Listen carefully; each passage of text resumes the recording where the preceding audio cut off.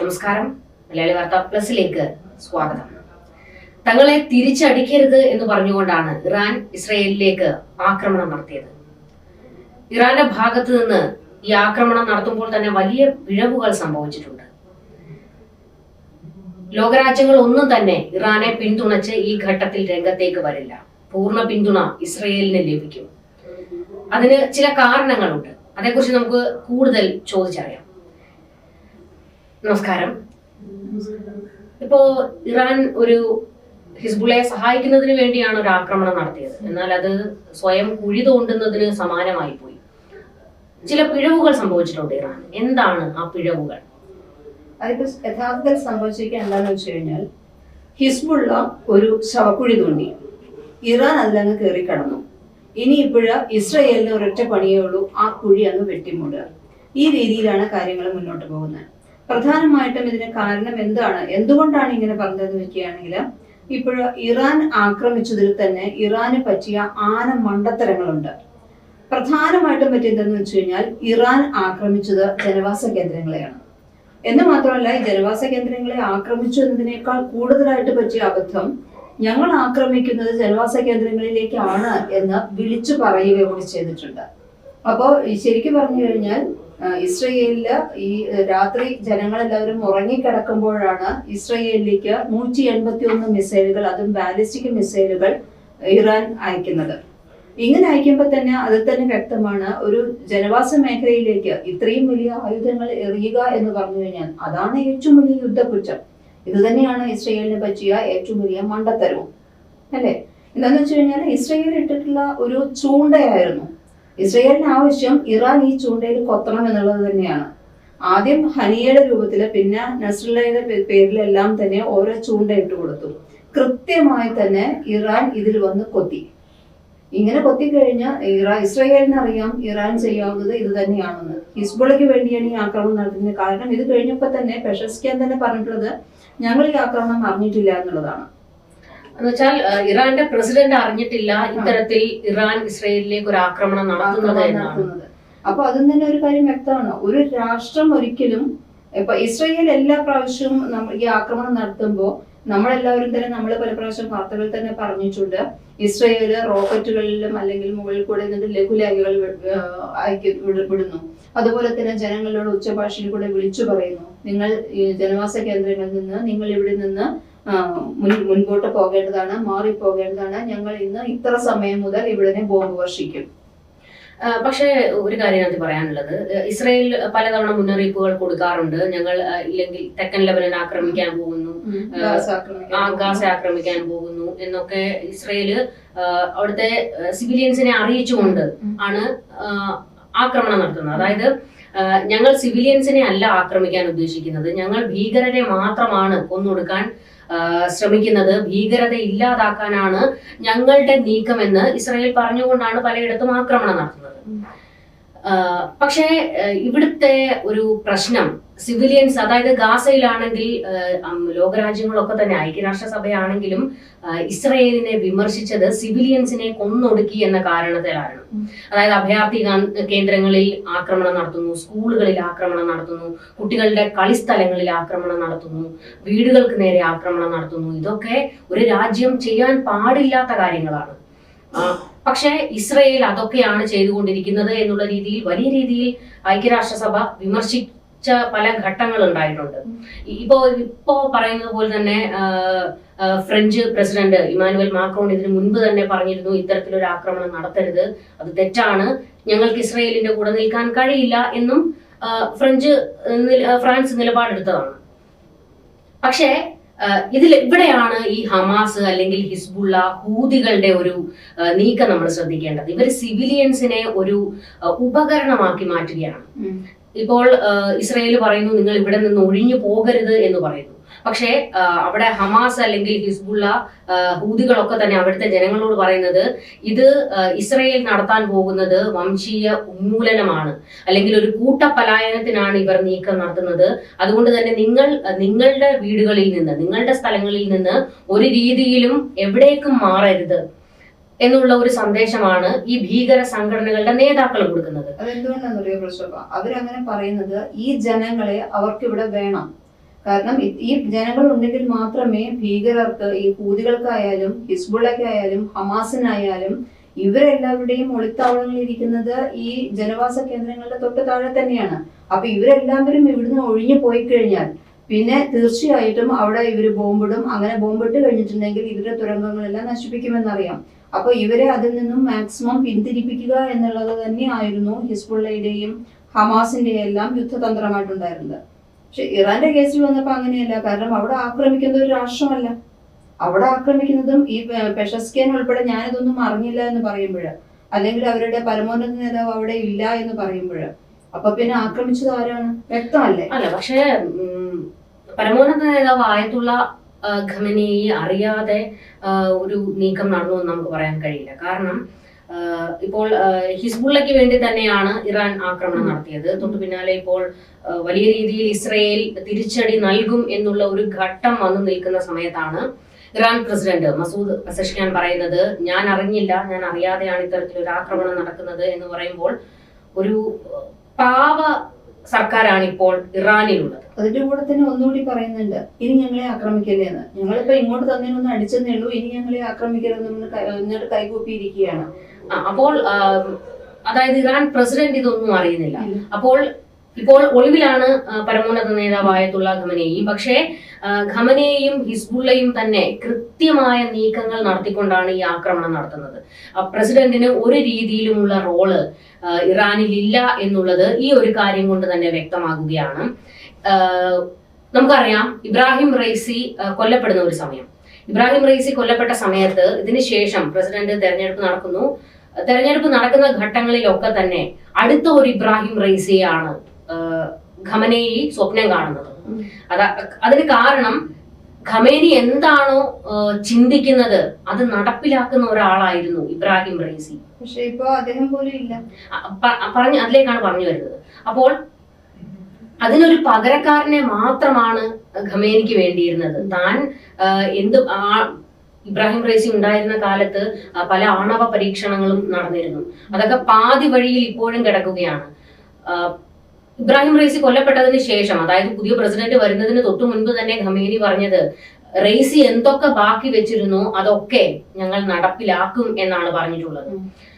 അവിടെയാണ് ഖമേനിയുടെ കണക്കുകൂട്ടലുകൾ പിഴച്ചു പോകുന്നത്. മസൂദ് പെസഷ്കിയാൻ എന്ന് പറയുന്ന ഒരാൾ ഒരിക്കലും യുദ്ധത്തെ പ്രൊമോട്ട് ചെയ്യുന്ന ഒരാളല്ല. യുദ്ധം കൊണ്ട് തന്റെ രാജ്യത്തിന് ഒരു വളർച്ചയും ഉണ്ടാകില്ല എന്ന് വ്യക്തമായി അറിയാവുന്ന ഒരാളാണ്. ഇത് മാത്രമല്ല, മതം വലിയ രീതിയിൽ പ്രോത്സാഹിപ്പിക്കുന്ന ആളുമല്ല പെസഷ്കിയാൻ. അതുകൊണ്ട് തന്നെയാണ് പെസഷ്കിയാൻ നേതൃനിരയിലേക്ക് വരുമ്പോൾ അവിടുത്തെ സ്ത്രീകളാണ് ഏറ്റവും കൂടുതൽ അതിനെ സ്വാഗതം ചെയ്തത്. ഇത് മാത്രമല്ല, ഇബ്രാഹിം റൈസി കൊല്ലപ്പെട്ടതിന് ശേഷം കണ്ണീർ പൊഴിക്കാൻ പോലും വിരളമായിട്ടുള്ള ആൾക്കാരെ ഉണ്ടായിരുന്നുള്ളൂ ഇറാനിൽ എന്നാണ് അന്താരാഷ്ട്ര മാധ്യമങ്ങൾ റിപ്പോർട്ട് ചെയ്തത്. അത്രത്തോളം ക്രൂരമായിട്ട് തന്റെ രാജ്യത്തെ ജനങ്ങളെ ഭരിച്ചിരുന്ന ഒരാളാണ് റൈസി. അപ്പോൾ റൈസി പാതി വഴിയിൽ വെച്ചിട്ടുള്ളത് എന്തൊക്കെയാണ് എന്നുള്ളത് നമുക്ക് ഊഹിക്കാവുന്ന കാര്യമാണ്. ആണവ പരീക്ഷണങ്ങൾ, ഇതിനു മുൻപ് പല ആണവ തലകളും മൊസാദ് എടുത്തു കഴിഞ്ഞിരുന്നു. എങ്കിൽ കൂടിയും ഇറാൻ തങ്ങളുടെ ബങ്കറുകളിൽ ആണവ പരീക്ഷണങ്ങൾ നടത്തുന്നു. സിറിയയിലെ ഇറാന്റെ കേന്ദ്രങ്ങളിൽ ആണവ പരീക്ഷണങ്ങൾ നടത്തുന്നുണ്ട് എന്നുള്ള വിവരങ്ങൾ പുറത്തു വരുന്നു. അപ്പോൾ അത്തരത്തിൽ റൈസി ഇതൊക്കെ തന്നെയാണ് കണക്ക് കൂട്ടിയിരുന്നത്. ഇത് മാത്രമല്ല, ജൂതന്റെ നാശം, ഇതാണ് ഇബ്രാഹിം റൈസിയുടെ എല്ലാ കാലത്തെയും ആഗ്രഹം. അല്ലാതെ തന്റെ രാജ്യം നന്നാകണം, തന്റെ രാജ്യത്തെ ജനങ്ങൾ നന്നാകണം, അങ്ങനെയുള്ള ചിന്താഗതി ഒന്നും ഉള്ള ഒരാളല്ല റൈസി. പക്ഷേ ഖമേനിക്ക് കിട്ടിയതാകട്ടെ റൈസിക്ക് ശേഷം ഇതിൽ നിന്നെല്ലാം വിപരീതമായിട്ടുള്ള ഒരു മനുഷ്യനെയാണ്. അദ്ദേഹം എങ്ങനെയെങ്കിലും താറുമാറായി കിടക്കുന്ന, ഭീകരവാദം കൊണ്ട് താറുമാറായി കിടക്കുന്ന ഇറാനെ ഒന്ന് ഉയർത്തിക്കൊണ്ടുവരാൻ ശ്രമിക്കുന്ന ഘട്ടത്തിലാണ് ഈ യുദ്ധങ്ങളെല്ലാം കൂടി ഒരുമിച്ച് കയറി വന്നിട്ട് എന്ത് ചെയ്യണമെന്ന് അറിയാത്ത ഒരു ഘട്ടത്തിൽ നിൽക്കുന്നത്. അതെ, അതുകൊണ്ട് തന്നെ ഇപ്പോന്ന് വെച്ചാൽ ഇതൊരു വെൽ പ്ലാൻഡ് സംഭവം തന്നെയായിരിക്കാം. ഇപ്പോന്ന് വെച്ച് കഴിഞ്ഞാൽ പെസഷ്കിയാനെ കൊണ്ട് ഒരു പാവ ഗവൺമെന്റ് ആക്കിക്കൊണ്ട് തന്നെ ഖമനേയി ഒളിവിൽ പോയി ഹിസ്ബുള്ള ബാക്കിൽ നിന്നുകൊണ്ട്, അല്ലെങ്കിൽ ഖമനേയിയുടെ സഹായത്തോടു കൂടി ഹിസ്ബുള്ള തന്നെയാണ് ഈ ആക്രമണങ്ങളെല്ലാം തന്നെ മുന്നോട്ട് കൊണ്ടുപോകുന്നത്. അതുകൊണ്ട് തന്നെ ഇത് വ്യക്തമാണ് ഈ കാര്യങ്ങൾ. ഇറാനില് ഒരു തെറ്റ് പറ്റി അല്ലെങ്കിൽ ഒരു പിഴവ് പറ്റി എന്ന് പറയുന്നത് അതുകൊണ്ട് തന്നെയാണ്. ഒരു രാഷ്ട്രത്തിൽ ഒരിക്കലും ചെയ്യാത്തതാണ് സിവിലിയന്മാരെ ആക്രമിക്കുക എന്നുള്ളത്. അപ്പൊ സിവിലിയന്മാർക്കെതിരെ ഉണ്ടായിട്ടുള്ള ആക്രമണം എന്ന് പറയുന്നതാണ് ഇറാന്റെ ഒന്നാമത്തെ തെറ്റ്. അത് ഇസ്രയേൽ, അതായത് തുടക്കം മുതൽ തന്നെ ഹിസ്ബുള്ള ആക്രമണം നടത്തുകയാണെങ്കിലും ടെല്ലവീവ്, ജെറുസലേം നോക്കിയാണ് ആക്രമണം നടത്തിക്കൊണ്ടിരിക്കുന്നത്. ഇറാനും അതേ ഒരു പാറ്റേൺ ആണ് പിടിച്ചത്. അതായത് ടെല്ലവീവിലേക്കും ജെറുസലേമിലേക്കും വലിയ രീതിയിലുള്ള ആക്രമണമായിരുന്നു അവരുടെ മതകേന്ദ്രങ്ങൾ തന്നെയാണ് ആക്രമിക്കുന്നത്, അല്ലെങ്കിൽ ഈ ഭാഗങ്ങളാണ് ഇവർക്ക് പിടിച്ചെടുക്കേണ്ടത്. അപ്പൊ ഇസ്രയേലിനെതിരെയുള്ള ഒരു യുദ്ധം എന്ന് പറഞ്ഞു കഴിഞ്ഞാൽ നേരത്തെ പറഞ്ഞതുപോലെ തന്നെ ഇത് ജൂതന്മാർക്കെതിരെയുള്ള ഒരു യുദ്ധം, ജൂത അറബ് യുദ്ധമായിട്ടാണ് ഇതിനെ മുന്നോട്ട് കൊണ്ടുപോകുന്നത്. അപ്പൊ ഇറാൻ ഇപ്പം ഒരുപാട് 1979 മറ്റുള്ള ഇസ്ലാമിക് റവല്യൂഷന് ശേഷം ഇറാൻ ഒരു ആക്രമണം ഇതുവരെ നടത്തിയിട്ടില്ല. പിന്നെ ഒന്ന് ചെയ്തത് ഇപ്പോഴാണ്. പക്ഷെ അന്നും തന്നെ അത് മുൻകൂട്ടി പറഞ്ഞുകൊണ്ടാണ് ഞങ്ങൾ ആക്രമിക്കുമെന്ന്, രണ്ടാക്രമണം നടത്തും. ഏപ്രിലിൽ ഒരു ആക്രമണം നടന്നു, അതിനുശേഷമാണ് ഇപ്പോൾ ഒരു ആക്രമണം. പക്ഷെ ഇപ്പോഴത്തെ ആക്രമണം എന്ന് വെച്ചത് ഒട്ടും തന്നെ പ്രതീക്ഷിക്കാത്ത രീതിയിൽ, അല്ലെങ്കിൽ ഒരു പെട്ടെന്നുള്ള അറ്റാക്ക് എന്നുള്ള രീതിയിലാണ്. കാരണം ഇറാൻ പറഞ്ഞത് ഇതിനു മുൻപ് എന്ന് വെച്ച് കഴിഞ്ഞാൽ ഇസ്രയേലില് നെതന്യാഹു പറഞ്ഞിരുന്നു ഇറാനിലേക്ക് ഞങ്ങൾക്ക് എത്തിപ്പെടാൻ പറ്റാത്ത ഒരു ഭാഗവും ഇല്ല എന്ന് യുഎന്നിൽ ഇസ്രയേൽ പറഞ്ഞതിന്റെ തിരിച്ചടിയായിട്ടായിരിക്കണം ഇറാൻ പറഞ്ഞത് ഇറാനും ഇസ്രയേലും തമ്മിലാകെ 12 മിനിറ്റിന്റെ ദൂരമേ ഉള്ളൂ എന്ന്. അപ്പൊ ഈ 12 മിനിറ്റ് കൊണ്ട് ഇസ്രയേലിനെ അങ്ങ് ഒന്നിപ്പിച്ച് നശിപ്പിക്കാം, അല്ലെങ്കിൽ ഇസ്രയേലിലെ സിവിലിയൻസിനെ മൊത്തം നശിപ്പിക്കാം എന്നുള്ള ഒരു വ്യാമോഹത്തോടു കൂടി തന്നെയാണ് ഇറാൻ മുൻപോട്ട് ഇറങ്ങിയത്. പക്ഷെ അവിടെയും ഇറാന് പിഴച്ചത് എവിടെയാണെന്ന് വെച്ചാൽ, ഇറാന് അല്ലെങ്കിൽ ഹിസ്ബുള്ളയ്ക്ക് പിഴച്ചത് എവിടെയാണെന്ന് വെച്ച് കഴിഞ്ഞാൽ, ഹമാസ് അയൺ ഡോമിനെ തോൽപ്പിച്ച് ഇസ്രയേൽ ആക്രമിച്ചതുപോലെ തന്നെ വീണ്ടും ഒരു രാത്രി ഇസ്രയേലിനെ ആക്രമിച്ച് കീഴടക്കാം എന്നുള്ള ഹിസ്ബുള്ളയുടെ മോഹമാണ് ഇവിടെ ഇസ്രയേല് തല്ലിക്കെടുത്തിയത്. കാരണം അന്നൊരു അപകടം ഉണ്ടാകാൻ കാരണം, അല്ലെങ്കിൽ ഈ അയൺ ഡോം പോലും നിശബ്ദമായി പോയ ഒരു രാത്രി ഇസ്രയേലിന് ഉണ്ടാകാനുള്ള പ്രധാന കാരണം യഹ്യ സിൻവറുടെ ഒരു അതിബുദ്ധി തന്നെയായിരുന്നു. കാരണം യഹ്യ സിൻവർ ജയിൽ മോചിതനായതിനു ശേഷം വ്യക്തമായി പറഞ്ഞിരുന്നത്, അല്ലെങ്കിൽ ഇസ്രയേലിനെ ധരിപ്പിച്ചത്, ഞങ്ങൾ ഇനി തീവ്രവാദത്തിനില്ല, ഞങ്ങൾ ഇനി യുദ്ധത്തിനില്ല എന്നുള്ള ഒരു തീരുമാനം ജനങ്ങളെ പറഞ്ഞ് വിശ്വസിപ്പിക്കാൻ, അല്ലെങ്കിൽ ഇസ്രയേലിനെ പറഞ്ഞ് വിശ്വസിപ്പിക്കാൻ യഹ്യ സിൻവറിന് കഴിഞ്ഞിരുന്നു. പക്ഷെ യഹ്യ സിൻവർ ഈ സമയത്തെല്ലാം തന്നെ പ്ലാൻ ചെയ്യുകയായിരുന്നു എങ്ങനെയാണ് ഇസ്രയേലിനെ തിരിച്ചടിക്കേണ്ടതെന്ന്. അതുകൊണ്ട് തന്നെ ഇസ്രയേല് കുറച്ചു നയഞ്ഞ സമയത്താണ്. എന്ന് മാത്രമല്ല ഇസ്രയേലിക്ക് ഗാസയിലേക്ക് ജോലിക്കായി ധാരാളം ആൾക്കാരെ ഇവിടെ നിന്ന് കൊണ്ടുവരികയും ചെയ്തിരുന്നു. ഈ കൊണ്ടുവരപ്പെട്ടവരെല്ലാം തന്നെ യഹ്യ സിൻവറിന്റെ അല്ലെങ്കിൽ ഹമാസിന്റെ ചാരന്മാരായിരുന്നു. ഇത് ഇസ്രയേൽ അറിയാതെ പോയി. അങ്ങനൊരു പിഴവ് ഇസ്രയേലിന് സംഭവിച്ചു. പക്ഷെ ഇനിയും അങ്ങനൊരു പിഴവ് ഉണ്ടാകും എന്ന് ചിന്തിച്ചതാണ് ഇറാനെ പറ്റിയ തെറ്റ്. ഇനി ഒരിക്കലും അങ്ങനെയൊന്നും ഉണ്ടാവില്ല. കാരണം ഇസ്രയേൽ ഇപ്പോൾ എന്ന് വെച്ച് കഴിഞ്ഞാൽ വെൽ പ്ലാൻഡ് ആണ്. എപ്പോൾ വേണമെങ്കിലും ഈ യുദ്ധങ്ങൾ ഉണ്ടാകാം, അല്ലെങ്കിൽ ഒരു ആക്രമണം പ്രതീക്ഷിച്ച് തന്നെയാണ് ഇസ്രയേൽ ഇരിക്കുന്നത്. അതുകൊണ്ട് തന്നെ 12 മിനിറ്റ് കൊണ്ട് രാജ്യം ആക്രമിക്കും എന്ന് ഇറാൻ പറഞ്ഞപ്പോൾ ഇത് ചിന്തിക്കുന്നതിന് മുൻപ് തന്നെ ഇസ്രയേൽ ഇതിനെല്ലാം ഉള്ള പ്രതിരോധം ഏർപ്പെടുത്തി കഴിഞ്ഞിരുന്നു. ജനങ്ങളോട് ഇതിനു മുമ്പ് തന്നെ ബങ്കറുകളിലേക്ക് സുരക്ഷിത സ്ഥാനത്തേക്ക് പോകാൻ പറഞ്ഞിരുന്നു. എന്ന് മാത്രമല്ല ഇറാൻ അവിടുന്ന് തൊടുത്തുവിട്ടുള്ള 181 മിസൈലുകൾ തൊടുത്തുവിട്ടു എന്നത് ഇറാന്റെ കണക്കാണ്. ഇതൊക്കെ തന്നെ ജെറുസലേമിന്റെ ആകാശത്ത് വെച്ച് തന്നെ പൊട്ടിച്ചെതറി പോവുകയാണ് ചെയ്തത്. വേറെ തരത്തിൽ പറഞ്ഞാൽ ഇസ്രയേലിലെ ആൾക്കാർക്ക് ഒരു ആകാശപൂരം ഒരുക്കുകയാണ് ചെയ്തിട്ടുള്ളത്. അത്രയും ഒരു വെൽ പ്ലാൻഡ് ആയിട്ടുള്ള, അല്ലെങ്കിൽ വീണ്ടും ഇസ്രയേലിൽ ഒരു അബദ്ധം പറ്റും, വീണ്ടും ഒരു ഒക്ടോബർ 7 ആവർത്തിക്കപ്പെടും എന്നുള്ള ഒരു വ്യാമോഹം മാത്രമാണ് ഇറാൻ എന്ന് അവിടെ കാഴ്ചവെച്ചത് ഈ ഒക്ടോബർ 1 ഉണ്ടായത്. പക്ഷെ അതൊരു വെറും വിഡിത്തം മാത്രമാണ്. ഇസ്രയേലിനെ പറ്റിയ വെറും വിഡിത്തം മാത്രമാണ്. അത് ഇനി ഒരിക്കലും ഉണ്ടാവില്ല. അതെ, ഇറാന് പറ്റിയ ഒരു വിഡിത്തം മാത്രമാണ്.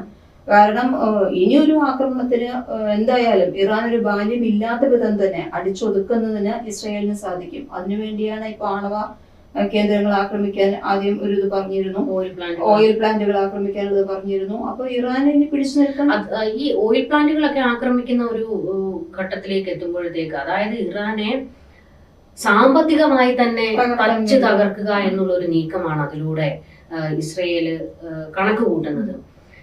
ഇത് മാത്രമല്ല, ഇറാൻ ഒരു തരത്തിലും ഇനി ജൂതർക്കൊരു വെല്ലുവിളിയായി ഉണ്ടാകരുത്.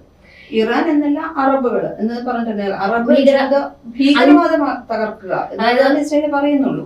5 ഭൂഖണ്ഡങ്ങളിലെ തീവ്രവാദം ഇല്ലാതാക്കണം എന്നുള്ളതാണ് നെതന്യാഹു തന്നെ കഴിഞ്ഞ ദിവസം പറഞ്ഞത്. കാരണം ഇതിലൊരു തമാശയുണ്ട്. 3 എച്ചുകൾക്കെതിരെയാണ് ഇസ്രയേൽ ആദ്യം ആക്രമിച്ചത്. ഹമാസ്, ഹിസ്ബുള്ള, ഹൂതികൾ. ഇനി അതിനുള്ളത് അയ്യാണ് അടുത്തത്. അതാണ് ഇറാൻ. ഈ ഹമാസാണ് ആദ്യം ആക്രമണം തുടങ്ങി വെക്കുന്നത്. പിന്നീട് ഇപ്പോൾ അത് ഇറാൻ വരെ എത്തി നിൽക്കുകയാണ്. ഈ 3 എച്ചുകൾ, അതായത് ഏതെങ്കിലും ഒരു എച്ചിനെ തൊട്ട് കഴിഞ്ഞാൽ ബാക്കി 2 വരുമെന്നുള്ളത് ഇസ്രയേലിന് കൃത്യമായി അറിയാവുന്ന ഒരു കണക്ക് കൂടിയാണ്. അപ്പൊ ഇത് പറഞ്ഞാൽ ശരിക്കും ചൂണ്ടിട്ട് കൊടുക്കുക തന്നെയാണ് ചെയ്തത്.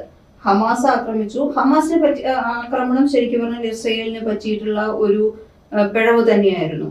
പക്ഷെ അതോട് കൂടിയിട്ട് ഇസ്രയേൽ തിരിച്ചറിഞ്ഞിട്ടുണ്ട് ആ അപകടത്തിന് അല്ലെങ്കിൽ അങ്ങനെ സംഭവിച്ചിട്ടുള്ള ഒരു സംഭവത്തിന് എങ്ങനെ പകരം വീട്ടണം എന്നുള്ളത് കൃത്യമായി പ്ലാൻ ചെയ്ത് കൃത്യമായി അറിയുന്ന ഒരു ഭരണകൂടം തന്നെയാണ് ഇപ്പോൾ ഇസ്രയേലിലുള്ളത്. ഇത് മാത്രമല്ല, ഇറാനെ യുദ്ധക്കളത്തിലേക്ക് ഇറക്കുക എന്നുള്ളത് ഒരു പ്രധാനപ്പെട്ട നീക്കമായിരുന്നു ഇസ്രായേലിന്റെ. തുടക്കം മുതൽ തന്നെ അങ്ങനെയാണ്. ഹമാസ് ആക്രമണം നടത്തുന്ന സമയത്ത് ഗാസയിൽ പലതവണ ആക്രമണം നടത്തുമ്പോഴും ഇസ്രായേലിന് കൃത്യമായി അറിയാമായിരുന്നു ഇനി വരാൻ പോകുന്നത് ഹിസ്ബുള്ളയാണ്, പിന്നീട് ഹൂതികൾ ആക്രമണത്തിലേക്ക് വരും, യുദ്ധക്കളത്തിലേക്ക് എത്തും. ഇതിനുശേഷം ഇവരുടെ തല ഇറാൻ വരും എന്നുള്ളത് ഇസ്രയേലിന്റെ തുടക്കം മുതൽ തന്നെയുള്ള ഒരു കണക്കുകൂട്ടലാണ്. ആ കണക്കുകൂട്ടൽ അതേപോലെ തന്നെയാണ് ഇപ്പോൾ നടന്നിരിക്കുന്നത്. ഇറാൻ വരെ എത്തി നിൽക്കുകയാണ്. ഇനിയിപ്പോൾ എന്തായിരിക്കും അടുത്ത ഒരു നീക്കം? എന്തായാലും ഇവർ കരഞ്ഞു കാല് പിടിച്ചു കഴിഞ്ഞു, ഇനി ഞങ്ങളെ തിരിച്ചടിക്കരുത്, ഞങ്ങളെ ആക്രമിക്കരുത് എന്നുള്ളത്. പക്ഷെ തിരിച്ചടി കൊടുക്കാതിരിക്കുമോ ഇസ്രായേൽ? പക്ഷെ തീവ്രവാദം അവസാനിപ്പിക്കാൻ കഴിയില്ല എന്നുള്ളത് സത്യമാണ്. കാരണം ഒരു തലവനെ വെട്ടിയാൽ വേറൊരു തലവൻ പൊന്തി വരും, മാക്സിമം ഇതാക്കാൻ പറ്റും. പക്ഷെ അപ്പൊ ഇതില് നമുക്ക് കൂടുതലായിട്ട് ഇതിൽ പറയാനുള്ളത് എന്ന് വെച്ച് കഴിഞ്ഞാൽ അമേരിക്കയുടെ സഹായം തീർച്ചയായിട്ടും ഇസ്രായേലിനുണ്ടാകും. പിന്നെ ഇറാന്റെ കൂടെ നിൽക്കാൻ സാധ്യതയുള്ള ഒരു കക്ഷി റഷ്യയാണ്. റഷ്യ നിൽക്കില്ല. കാരണം പോലും ഒരു പരസ്യമായ രംഗത്ത് വന്നതെന്ന് ഒരിക്കലും പരസ്യമായിട്ടോ പരോക്ഷമായിട്ടോ റഷ്യക്ക് ആവുന്നില്ല. അതറിയാം, അവര് യുദ്ധത്തിന്റെ മുനമ്പിൽ തന്നെ നിൽക്കുകയാണ്.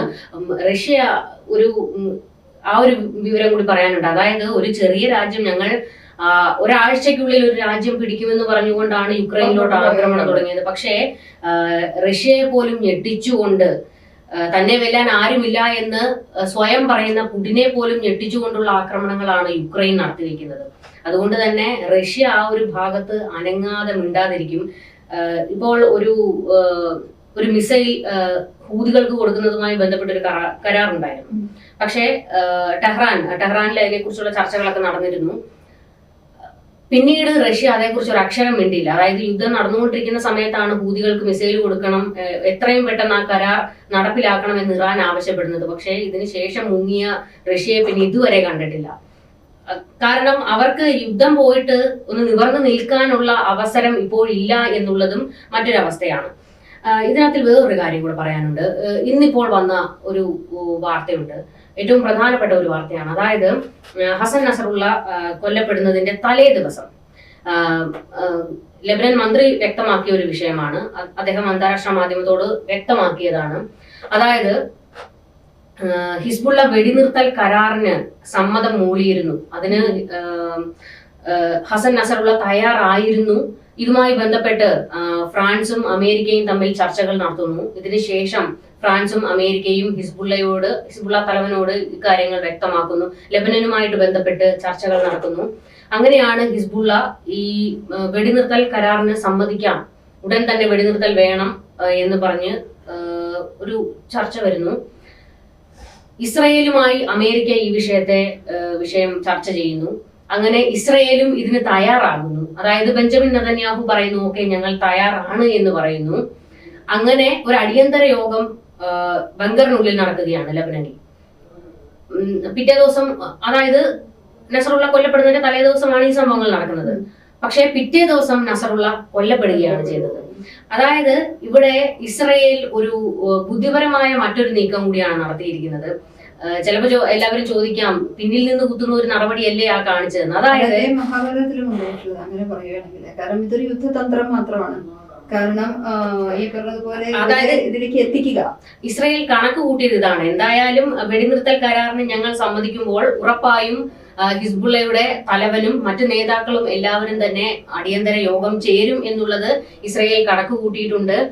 അങ്ങനെയെങ്കിൽ അത് എവിടെ വെച്ച് നടക്കുന്നു, ആരൊക്കെ അതിലുണ്ട് എന്നുള്ള വിവരം മാത്രം ഞങ്ങൾക്ക് കിട്ടിയാൽ മതി, ഞങ്ങൾ വേണ്ട പോലെ കയറി അടിക്കും എന്നുള്ളത് അന്ത്യശാസനം കൊടുത്തു എന്നാണ്. അതായത് ബെഞ്ചമിൻ നെതന്യാഹു തന്റെ സൈന്യത്തോട് പറയുന്നു, നസറുള്ള എവിടെയുണ്ട് എന്ന് എനിക്കറിയില്ല, പക്ഷേ ഉടനെ തന്നെ എത്രയും പെട്ടെന്ന് തന്നെ ആക്രമണം നടത്തണം, നസറുള്ള ഇനി ഉണ്ടാകരുത് എന്നാണ് ബെഞ്ചമിൻ നെതന്യാഹു ആവശ്യപ്പെട്ടതെന്നാണ്. അതായത് നസറുള്ളയ്ക്കൊപ്പം 20ഓളം നേതാക്കൾ കൊല്ലപ്പെട്ടു എന്നാണ് വിവരങ്ങൾ. അത് ആരൊക്കെയാണെന്ന് കൃത്യമായ വിവരങ്ങൾ ഇതുവരെ പുറത്തുവിട്ടിട്ടില്ല. അപ്പോൾ തലവനെയും മറ്റ് നേതാക്കളെ എല്ലാവരെയും കൂടി ഒന്നിച്ചു കിട്ടാൻ വേണ്ടിയാണ് ബെഞ്ചമിൻ നെതന്യാഹു ഈ വെടിനിർത്തലിന് സമ്മതിച്ചത് എന്നുള്ള ഒരു തരത്തിലേക്ക് ഒരു ചർച്ചകൾ ഇപ്പോൾ വരികയാണ്. വെടിനിർത്തൽ ഉണ്ടായെന്ന് വിചാരിക്കും, അതുകൊണ്ട് പ്രത്യേകിച്ച് കാര്യമില്ല. കാരണം ഹമാസും ഹിസ്ബുള്ളിയും എല്ലാവരും ആവശ്യപ്പെടുന്ന ഒരു വെടിനിർത്തലായിരുന്നു. ഈ വെടിനിർത്തൽ എന്തിനു വേണ്ടി തന്നെയാണ്? കൂടുതൽ അവർക്ക് ആയുധങ്ങളും സന്നാഹങ്ങളും സംഘടിപ്പിക്കുന്നതിന് വേണ്ടി തന്നെയാണ്. ഇത് ഇസ്രായേലിന് അറിയാവുന്ന കാര്യമുള്ളൂ. അപ്പോൾ ഒരു വെടിനിർത്തൽ സമ്മതിച്ചു എന്ന് ഇരിക്കട്ടെ, ഇവര് വെടിനിർത്തൽ യാഥാർത്ഥ്യമാവുകയാണെങ്കിൽ സംഭവിക്കാൻ പോകുന്നത് ഇസ്രായേലിന് പിന്നെ അനങ്ങാൻ പറ്റാത്ത അവസ്ഥയാവും. വീണ്ടും ഒരു യഹ്യ സിൻവർ ഒരുക്കു കൂട്ടിയതുപോലെ തന്നെ ഇവർ വീണ്ടും പടക്കോപ്പുകളുമായി വീണ്ടും അടുത്ത അടിയിലേക്ക് വരും. അത് അവസാനിപ്പിക്കാൻ വേണ്ടി അത് കൃത്യമായി അറിയാവുന്നത് കൊണ്ട് തന്നെയായിരിക്കും ബെഞ്ചമിൻ നെതന്യാഹു പറയുന്നത് വെടിനിർത്തലിന് ഞങ്ങൾ തയ്യാറാണ് എന്നുള്ളത്. അപ്പോൾ ഹസൻ നസറുള്ളയും മറ്റ് നേതാക്കളും ബങ്കറിനുള്ളിൽ ചർച്ച അടിയന്തര യോഗത്തിന് പിറ്റേ ദിവസം തീരുമാനിക്കുന്നു. ഉടൻ തന്നെയാണ് ആക്രമണം നടന്നതും. പിന്നീട് എന്താണ് സംഭവിച്ചത്, പിറ്റേ ദിവസം എന്താണ് സംഭവിച്ചത് എന്ന് ഞങ്ങൾക്കറിയില്ല എന്നാണ് ലെബനൻ ഇപ്പോൾ പറഞ്ഞിരിക്കുന്നത്. ഇത് മാത്രമല്ല, ഇപ്പോൾ മറ്റൊരു കാര്യം കൂടി പറയാനുള്ളത്, ഹമാസിന്റെ ഒരു നേതാവ് കൊല്ലപ്പെട്ടിട്ടുണ്ട്. ആ ഒരു 3 മാസം മുൻപ് കൊല്ലപ്പെട്ടതാണ്. പക്ഷെ അത് ഇപ്പോഴാണ് അതിന്റെ വിവരങ്ങൾ പുറത്തേക്ക് വരുന്നത്. അതായത് 3 മാസത്തിന് ശേഷമാണ്. അന്നേ കൊന്നിട്ടുണ്ട്. അത് ഇസ്രായേൽ തന്നെയാണ് ചെയ്തിട്ടുള്ളതും. ഹമാസ് നേതാവുമ്പോൾ തീർച്ചയായിട്ടും ഇസ്രായേലാണ്. പക്ഷെ അത് ഇസ്രായേൽ ഇതുവരെ അത് പുറത്തു വിട്ടിട്ടില്ല. അപ്പോൾ ഇസ്രായേൽ ഇപ്പോഴും എല്ലാ കാര്യങ്ങളും പുറത്തു വിടുന്നില്ല. വളരെ മികച്ച ഒരു യുദ്ധതന്ത്രം തന്നെയാണ് ഇസ്രായേൽ മുന്നോട്ട് കൊണ്ടുപോകുന്നത്. പടിപടിയായി ചൂണ്ടയിട്ട് മേലോട്ട് കൊണ്ടുപോകുന്ന യുദ്ധം ഒരു എങ്ങനെ അവസാനിപ്പിക്കണം, അല്ലെങ്കിൽ യുദ്ധം എങ്ങനെ കൊണ്ടുപോകണം എന്ന് വളരെ കൃത്യമായിട്ടൊരു പാതയിൽ കൂടെ തന്നെയാണ് നെതന്യാഹുവും ഇസ്രായേൽ ഭരണകൂടവും മുന്നോട്ട് കൊണ്ടുപോകുന്നത്. ഇപ്പോൾ ഹമാസിന്റെ നേതാവിന്റെ കൂടുതൽ വിവരങ്ങൾ പുറത്തു വന്നിട്ടുണ്ട്. റൌഫി മുസ്താഹ എന്ന് പറയുന്ന ഒരു, അതായത് ഹമാസ് സർക്കാരിന്റെ തലവനായിരുന്നു അദ്ദേഹം. ഇത് മാത്രമല്ല, ഇസ്രയേലിന്റെ ഹിറ്റ് ലിസ്റ്റിൽ ഉണ്ടായിരുന്ന ഒരാളാണ്. ബെയ്റൂട്ടിൽ ഇതിനു മുൻപ്, അതായത് ആക്രമണം നടത്താൻ ഇറാനും മറ്റ് ഭീകര സംഘടനകളും ഒക്ടോബർ 7-ന് ആക്രമണം നടത്താൻ തീരുമാനിക്കുന്ന സമയത്ത് ബെയ്റൂട്ടിൽ ഒരു ചർച്ച നടന്നു എന്നുള്ള വിവരങ്ങൾ മുൻപ് പുറത്തു വന്നിട്ടുള്ളതാണ്. ആ ചർച്ചയിൽ പങ്കെടുത്ത ആളാണ് ഇപ്പോൾ കൊല്ലപ്പെട്ടിരിക്കുന്നത് എന്നുള്ള വിവരമാണ് പുറത്തു വന്നിരിക്കുന്നത്. 3 മാസങ്ങൾക്ക് മുൻപാണ് ഇയാളെ കൊലപ്പെടുത്തിയത്. മിസൈൽ ആക്രമണത്തിലാണ് കൊല്ലപ്പെട്ടത്. എന്നാൽ ആ വിവരം ഇപ്പോഴാണ് ഇസ്രായേൽ പുറത്തുവിട്ടിരിക്കുന്നത്. ഇതുപോലെ തന്നെ പല നേതാക്കളെ ഇപ്പോൾ കാണാതായിട്ടുണ്ട് എന്നുള്ള വിവരങ്ങൾ വന്നിട്ടുണ്ട്. ഇവരൊക്കെ എവിടെയാണ്, ഇവർക്കൊക്കെ എന്ത് സംഭവിച്ചു എന്നുള്ളതൊന്നും വ്യക്തമല്ല. ഇനിയിപ്പോ ഒരു കാര്യം ചോദിക്കട്ടെ, ഇറാന്റെ സഹായത്തിന് ചൈന എത്തുമോ? ഒരിക്കലുമില്ല. ഒരിക്കലും അത്തരത്തിലൊരു നീക്കം ചൈനയുടെ ഭാഗത്ത് നിന്നും ഉണ്ടാകില്ല. ഇപ്പോൾ ഞാൻ പറഞ്ഞില്ലേ, ഒരു P-800 എന്ന് പറയുന്ന ഒരു മിസൈലാണ്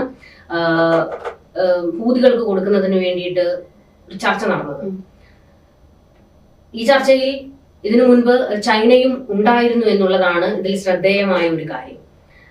അന്ന് ഒക്ടോബർ 7-ന് ആക്രമണം നടത്തുന്നതിന് മുൻപാണ് ഹൂതികൾക്ക് ഈ മിസൈല് കൊടുക്കണം എന്നുള്ള രീതിയിൽ ഒരു ചർച്ചകൾ വരുന്നത്. ചെങ്കടലിൽ ഇവർക്ക് കൂടുതൽ ശക്തരാകുന്നതിന് വേണ്ടിയിട്ടാണ് റഷ്യയുടെ ഈ അത്യാധുനിക മിസൈല് കൈമാറണമെന്ന് ടെഹ്റാനിൽ ഒരു ചർച്ച നടക്കുന്നത്. ഈ ചർച്ചയിൽ ചൈന ഉണ്ടായിരുന്നു എന്നൊരു വിവരം അന്ന് പുറത്തു വന്നതാണ്. പിന്നീടാണ് ഹസൻ നസറുള്ള കൊല്ലപ്പെട്ടതിന് ശേഷമാണ് ഈ മിസൈൽ എത്രയും പെട്ടെന്ന് ഹൂതികളുടെ കയ്യിലെത്തണം. കാരണം ആ സമയത്തേക്ക് വീണ്ടും ഹൂതികൾ ആക്രമണവുമായി രംഗത്ത് വന്ന ഒരു ഘട്ടമാണ്. ഇതിൽ ചൈനയുടെ ഒരു നിലപാട്, ഒരിക്കലും ചൈന രംഗത്തേക്ക് വരില്ല. പൂർണ്ണമായും ഞങ്ങൾ ഇന്ന രാജ്യത്തെ വെല്ലുവിളിച്ചുകൊണ്ട്, പ്രത്യേകിച്ച് അമേരിക്കയെയോ അല്ലെങ്കിൽ ഇസ്രയേലിനെയോ ചൊടിപ്പിച്ചുകൊണ്ട് ചൈന ഒരു കാലത്തും രംഗത്തേക്ക് വന്നിട്ടില്ല. തായ്വാനുമായി ബന്ധപ്പെട്ട കാര്യങ്ങളിലൊക്കെ തന്നെ, അതായത് തായ്വാൻ പിടിച്ചടക്കാൻ ചൈന പലതവണ നീക്കം നടത്തുമ്പോഴും തായ്വാനെ സംരക്ഷിച്ചുകൊണ്ട് രംഗത്ത് വരുന്നത് അമേരിക്കയാണ്. തായ്വാനെ പിടിച്ചെടുക്കാൻ ഒരു തരത്തിലും അമേരിക്ക ഉള്ളിടത്തോളം കാലം ചൈനയ്ക്ക് അതിന് കഴിയില്ല. പിന്നീട് ചൈനയ്ക്ക് അതിന് കഴിയണമെങ്കിൽ അമേരിക്കയുടെ ശക്തി ക്ഷയിക്കണം. പക്ഷെ ഒരിക്കലും അങ്ങനെ ഒരു നീക്കം ഉണ്ടാകുമോ, അല്ലെങ്കിൽ അമേരിക്ക വീഴുന്ന ഒരു കാലഘട്ടം ഉണ്ടാകുമോ എന്നുള്ളത് നമുക്ക് ചിന്തിക്കാൻ പോലും കഴിയാത്ത കാര്യമാണ്. ഈ ചൈന ഇപ്പോൾ കാത്തിരിക്കുന്നത് ഒരുപക്ഷെ അമേരിക്കയുടെ പതനം തന്നെയാണ്. അല്ലെങ്കിൽ അമേരിക്കയും ഇസ്രയേലും മറ്റു രാജ്യങ്ങളും എല്ലാം തന്നെ യുദ്ധത്തിൽ ഏർപ്പെട്ടുകൊണ്ടിരിക്കുമ്പോൾ സൈനികപരമായിട്ടും സാമ്പത്തികപരമായിട്ടും ഇവിടെയാണ് ചൈനയുടെ ഒരു വലിയ ബുദ്ധി എന്നല്ല, അതൊരു കുബുദ്ധിയാണ് കേട്ടോ. എല്ലാ കാലത്തും ചൈന അങ്ങനെ തന്നെയാണ് മുന്നോട്ട് നീങ്ങിയിട്ടുള്ളത്. ഈ തന്ത്രപരമായിട്ടൊന്നും മുന്നോട്ട് നീങ്ങുകയല്ല, കുതന്ത്രം കൊണ്ട് മുന്നേറുന്ന ആൾക്കാരാണ് ചൈന. ചൈനയെ സംബന്ധിച്ചിടത്തോളം അവർക്ക് ലോകത്തിന്റെ ആധിപത്യം കിട്ടണം, അമേരിക്ക അതിന് വീഴണം. പക്ഷെ എല്ലാ കാലത്തും ഈ ഒരു കാര്യത്തിലാണ് അമേരിക്കയും ചൈനയും തമ്മിൽ അടി നടന്നുകൊണ്ടിരിക്കുന്നത്. പക്ഷേ ചൈന ഈ സമയങ്ങളിലെല്ലാം, അതായത് ഇവരെല്ലാം കൂടെ തമ്മിൽ അടിച്ചുകൊണ്ടിരിക്കുന്ന സമയത്ത്, അതായത് ഇറാൻ, അമേരിക്ക, ഇസ്രയേൽ ഇവരെല്ലാം കൂടി തമ്മിൽ അടിച്ചുകൊണ്ടിരിക്കുന്ന സമയത്ത്, യുദ്ധം മുറുകിക്കൊണ്ടിരിക്കുന്ന സമയത്ത് ഒരു വഴിക്ക് അത് നടക്കട്ടെ എന്ന് വിചാരിക്കുന്ന കൂട്ടരാണ് ചൈന. പക്ഷെ ഈ ചൈന ചെയ്യോ? ചൈന ഇറാന് സഹായം ചെയ്തുകൊണ്ട് അമേരിക്കയെ പോലും പിന്തള്ളാൻ വേണ്ടി ഒരുപക്ഷെ ഇറാന് സഹായം ചെയ്ത് പരസ്യമായ രംഗത്തൊന്നും ഒരിക്കലും സഹായം ചെയ്യില്ല. ആയുധങ്ങൾ കൊടുക്കാറുണ്ട്. അതെല്ലാ കാലത്തും ഭീകരവാദത്തെ പിന്തുണയ്ക്കുന്ന രാജ്യമാണ് ചൈന. എല്ലാ കാലത്തും എല്ലാ ഭീകരർക്കും ആയുധ സാമ്പത്തിക സഹായങ്ങൾ ഒക്കെ നൽകിയിട്ടുള്ള രാജ്യമാണ് ചൈന. നമ്മുടെ തന്നെ ഏറ്റവും വലിയ തലവേദനയാണ് പാകിസ്ഥാൻ എല്ലാ പിന്തുണയും കൊടുക്കുന്നത് ചൈനയാണ്. ഇറാന്റെ കാര്യത്തിലാണെങ്കിലും ഇപ്പോൾ റഷ്യ യുക്രൈനിൽ നടത്തുന്ന ആക്രമണത്തിലാണെങ്കിലും ഇറാനെയും റഷ്യയെയും എല്ലാം സാമ്പത്തികമായും ആയുധം കൊടുത്തും സഹായിക്കുന്നത് ചൈനയാണ്.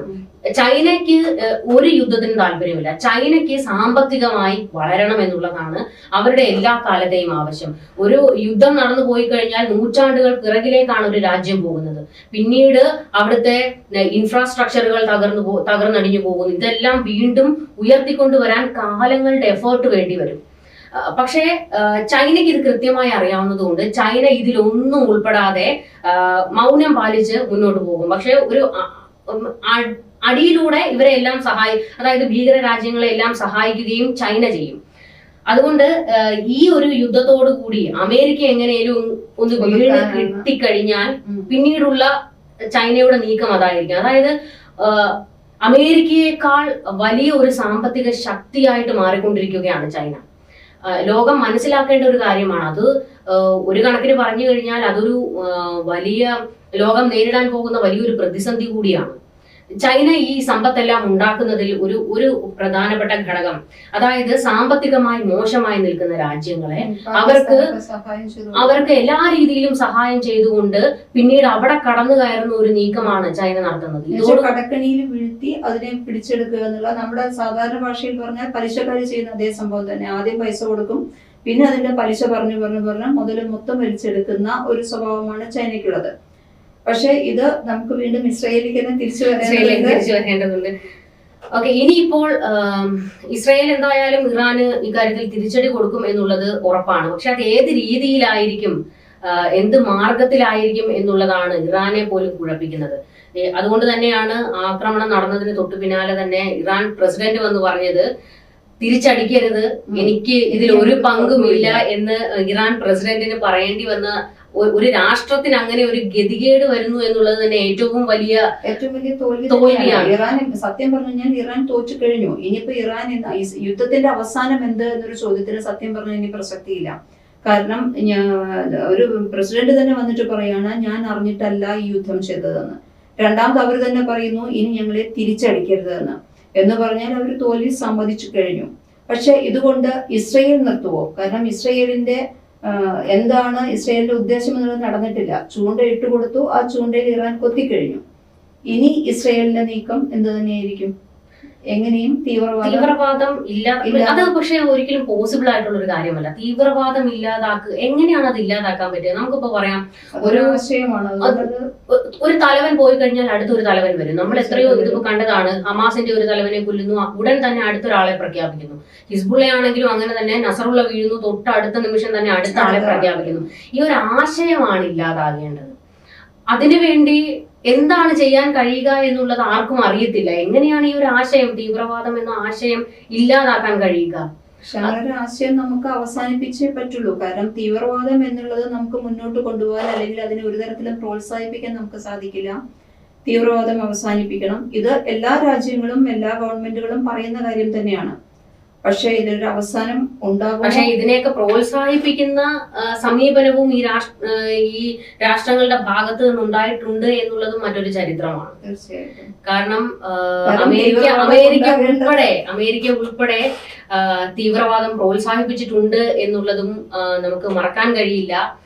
അതുകൊണ്ട് തന്നെ ഉണ്ടാകേണ്ടത് സമ്പദ് ശക്തികളുടെയും അല്ലെങ്കിൽ മറ്റ് രാഷ്ട്രശക്തികളുടെയും ഒരു ആവശ്യം കൂടി തന്നെയായിരുന്നു. അല്ലെങ്കിൽ ഇസ്രയേലും ഇപ്പോൾ ഈ ആക്രമണം നടത്തുന്നുണ്ട്, ഇത് ചെയ്തതിനെല്ലാം തന്നെ തീവ്രവാദത്തിന്റെ അവസാനം വേണമെന്ന് പറയുമ്പോഴും തുടക്കത്തിൽ അല്ലെങ്കിൽ എപ്പോഴൊക്കെയും ഇത് ഒരു നിലനിൽപ്പിന്റെ പ്രശ്നം കൂടിയാണ്. ഇസ്രയേലിന്റെ നിലനിൽപ്പിന്റെ പ്രശ്നം കൂടിയാണ്. മറുഭാഗത്ത് നോക്കുമ്പോൾ അവിടെ ഹമാസും ഹിസ്ബുള്ളയും ഒക്കെ പറയുന്നത് ഇത് ഞങ്ങളുടെയും നിലനിൽപ്പിന്റെ പ്രശ്നമാണ് എന്നുള്ളതാണ്. ഇതിലൊക്കെ ഞാൻ പറയാം, രണ്ടുപേരുടെയും ലക്ഷ്യം ഒന്ന് തന്നെയായിരിക്കാം, നിലനിൽപ്പാണ്, മാർഗമാണ്. പക്ഷെ അവർ രണ്ടുപേരും സ്വീകരിക്കുന്ന മാർഗമാണ് പ്രശ്നമായിട്ടുള്ളത്. എന്തായാലും ഇനിയിപ്പോൾ ഇസ്രയേൽ വെറുതെ ഇരിക്കില്ല എന്നുള്ളത് വ്യക്തമാണ്. കാരണം ഇറാൻ പ്രകോപിപ്പിച്ചത് ജൂതരെ ഇല്ലാതാക്കും എന്നുള്ളതാണ്. ആ ഒരു രാത്രി ഇറാന്റെ വായിൽ നിന്ന് വന്ന ഒരു വാക്കാണ് ഇസ്രയേലിനെ ചോദിപ്പിച്ചിരിക്കുന്നത്. അതായത് ഞങ്ങൾ ടെലവീവിലേക്കും ജെറുസലേമിലേക്കും ആക്രമണം നടത്തി സൈനികരെ കൊല്ലുമെന്നല്ല, ജൂതരെ കൊന്നെടുക്കും എന്നാണ് പറഞ്ഞത്. ഈ ജൂതവികാരം ഒരു ജൂതരെ കൊല്ലുക എന്ന് പറയുമ്പോൾ ഒരു വംശത്തെ ഉന്മൂലനം ചെയ്യും എന്ന് പറയാനുള്ള ഒരു റൈറ്റ് ഒരു രാഷ്ട്രത്തിനും ഇല്ല. അങ്ങനെ ഒന്ന് സംഭവിച്ചിട്ടുണ്ടെങ്കിൽ അതിന്റെ പേര് അറക്കേണ്ടത് തന്നെയാണ്. കാരണം ഒരു വംശീയ ഹത്യ എന്ന് പറയുന്നത് തന്നെയാണ് തീവ്രവാദം. അത് ഇറാൻ ആയാലും മറ്റേതൊരു രാഷ്ട്രീയ ശക്തിയാണെങ്കിലും അവിടെ അങ്ങനെ ഒന്ന് വളർന്നു വരുന്നുണ്ടെങ്കിൽ അതിനെ തീർച്ചയായും അവസാനിപ്പിച്ചു. അത് പറഞ്ഞപ്പോഴാണ് എനിക്ക് പെട്ടെന്നൊരു പോയിന്റ് ഓർമ്മ വരുന്നത്. അതായത് ഇപ്പോൾ ഈ ലോകരാജ്യങ്ങൾ ഇറാനൊക്കെ മറ്റേ പലസ്തീനിലെയും അല്ലെങ്കിൽ ലെബനനിലെയും യമനിലെയും ജനങ്ങളോട് അല്ലെങ്കിൽ അവിടുത്തെ സർക്കാരുകളോട് ഭീകരരെ ഇളക്കി വിടുന്നത് മുസ്ലിങ്ങളെ വംശീയമായി ഉന്മൂലനം ചെയ്യുന്നു എന്നുള്ളത് പറഞ്ഞുകൊണ്ടാണ്. വംശീയ ഉന്മൂലനമാണ്, മുസ്ലിങ്ങളെ ഇല്ലാതാക്കാൻ വേണ്ടിയിട്ടുള്ള നീക്കമാണ് ഈ നടത്തുന്നത് എന്നൊക്കെ ഇറാൻ പറയുന്നു. ഇറാൻ വലിയ ഞങ്ങൾ ഇതിനെ എതിർക്കും, ഏതറ്റം വരെയും പോയി ഞങ്ങൾ എതിർക്കും. തുർക്കിയും ഇതേ നിലപാടാണ് സ്വീകരിക്കുന്നത്. എർദോഗാൻ പറയുന്നത് ഇതിനെ വെച്ചു പൊറുപ്പിക്കാൻ കഴിയില്ല എന്നൊക്കെയാണ്. പക്ഷെ ഇതേ സമയം തന്നെ മറ്റൊരു കാര്യം കൂടി ചിന്തിക്കേണ്ടത്, ഇവരാരും ചൈനയിലെ ഒരു അവസ്ഥ പറയുന്നില്ല. ചൈനയെ ഇക്കാര്യത്തിൽ അവരാരും എതിർക്കുന്നില്ല. കാരണം ചൈനയിൽ ഒരു വിഭാഗം ഉന്മൂലനം ചെയ്യപ്പെട്ടുകൊണ്ടിരിക്കുകയാണ്. ഉയ്ഗുർ മുസ്ലിങ്ങളെ കൊന്നൊടുക്കുകയാണ്, അവരെ വന്ധ്യംകരിക്കുകയാണ്, അവരെ പൂട്ടിയിട്ടുകൊണ്ട് ആ രാജ്യത്ത് പണിയെടുപ്പിക്കുന്നുണ്ട്, അവിടുത്തെ സ്ത്രീകളെ കുട്ടികളെയും ഇല്ലാതാക്കുന്നുണ്ട്. പക്ഷെ ഈ ഒരു കാര്യത്തിൽ ചൈനയോട് മാത്രം, ഈ പറയുന്ന ഇറാൻ ആണെങ്കിലും അല്ലെങ്കിൽ ഹിസ്ബുള്ളകൾക്ക്, ഹൂതികൾക്ക്, ഹമാസുകൾക്ക്, ഇവർക്കൊന്നും ആ ഒരു വികാരം വരാത്തത് എന്താണെന്നാണ് എന്റെ ചോദ്യം. അതുകൊണ്ടാണ് ഇതൊരു വംശീയ ഹത്യ എന്ന് പറയാനും പറ്റില്ല. അതുപോലെ തന്നെ ഇപ്പൊ വേറൊരു കാര്യം ഇതിന്റെ കൂടെ തന്നെ പറയുകയാണെങ്കിൽ അറബ് വംശജര്യം അറബ് വിരുദ്ധ വികാരമാണ് അല്ലെങ്കിൽ മുസ്ലിം വിരുദ്ധ വികാരമാണ് എന്നുണ്ടെങ്കിൽ തന്നെ എത്രയോ ജൂതര് അതുപോലെ തന്നെ ഇസ്രയേലി പൗരന്മാർക്ക് തന്നെ ഖത്തറിൽ നിക്ഷേപങ്ങളുണ്ട്. എന്നാൽ ഹമാസിന്റെയും ഹിസ്ബുള്ളയുടെയും നേതാക്കളെ നിക്ഷേപങ്ങളുണ്ട്. അല്ല, അവര് സുഖവാസത്തിൽ കഴിഞ്ഞിരുന്നത് ഖത്തറിലാണ് തന്നെയാണ്. പക്ഷെ ഇസ്രയേലത്തെ ആൾക്കാർക്കും അവിടെ ഇതുണ്ട്. ഇസ്രയേൽ ഒരിക്കലും ഖത്തറിനെതിരല്ല അല്ലെ? അപ്പൊ അങ്ങനെ നോക്കിക്കഴിഞ്ഞു കഴിഞ്ഞാൽ ഇതൊരു നയപരമായും സാമ്പത്തികപരമായും എല്ലാവരെയും ഒന്നും എതിർക്കാൻ പറ്റില്ല. അതാണ് ഇതിലെ ഒരു വസ്തുത എന്ന് പറയുന്നത്. എന്തായാലും ഇപ്പോൾ ഇനി ഇസ്രയേൽ ഏത് രീതിയിൽ തിരിച്ചടിക്കും എന്നുള്ളത് ഇറാനെ ഭയപ്പെടുത്തിക്കൊണ്ടിരിക്കുകയാണ്. അത് മസൂദ് പെസഷ്കിയാന് ഒന്ന് ഉറങ്ങാൻ പോലും, എന്തിനാണ് ഞാൻ ഈ ഇറാൻ പ്രസിഡന്റ് പദവിയിലേക്ക് വന്നതെന്ന് പോലും ചിന്തിച്ചുകൊണ്ടിരിക്കുകയാണ്. മുൾക്കിരീടമാണ് മൂപ്പരെടുത്ത് തലയിൽ വെച്ചിരിക്കുന്നത്. എന്തും സംഭവിക്കാം എന്നുള്ള അവസ്ഥയിലേക്ക് കാര്യങ്ങൾ പോയിക്കൊണ്ടിരിക്കുകയാണ്.